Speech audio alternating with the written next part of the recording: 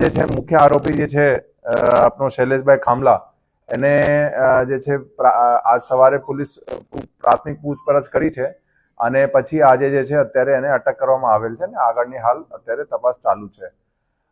પ્રાથમિક પૂછપરછમાં એને કબૂલાત કરી છે કે આ એને જે છે એના વાઈફ નૈનાબેન અને એના જે દીકરા દીકરી હતા એના મર્ડર કરી નાખ્યું છે.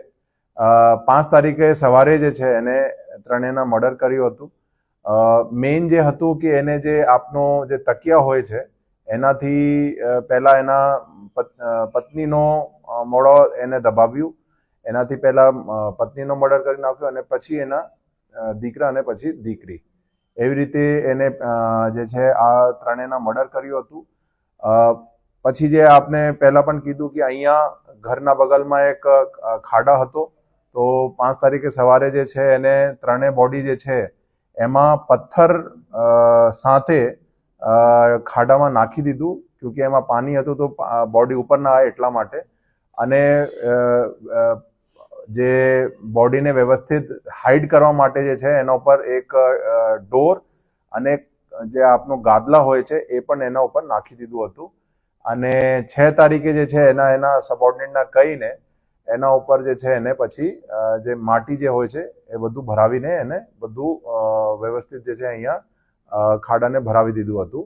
તો આ અત્યારે હાલ જે છે એમાં અમે જાણવા મળ્યું છે. એનો મેઇન મોટિવ જે હતું એ એવી રીતે છે કે એનો અને એને વાઈફ બંને વચ્ચે ઘરકંકાસ હતું. વાઈફનો આગ્રહ હતો કે એના સાથે રહે એનો પરિવાર, અને આનો કહેવાનું હતું કે અત્યારે જે છે એની વાઈફ જે છે એના હસબન્ડના જે સાસરી પક્ષ એટલે સુરતમાં એ લોકો રહે, એમાં ઘણા દિવસોથી ઘરકંકાસ ચાલતું હતું અને એટલા માટે જે છે આ બધું એને ત્રણેયના મર્ડર કર્યું હતું.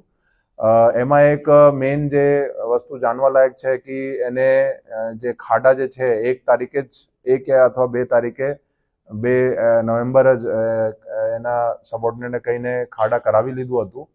તો એક પ્લાનિંગની પણ એક એંગલ જે છે એમાં છે, અમે લોકો એમાં તપાસ કરી રહ્યા છે.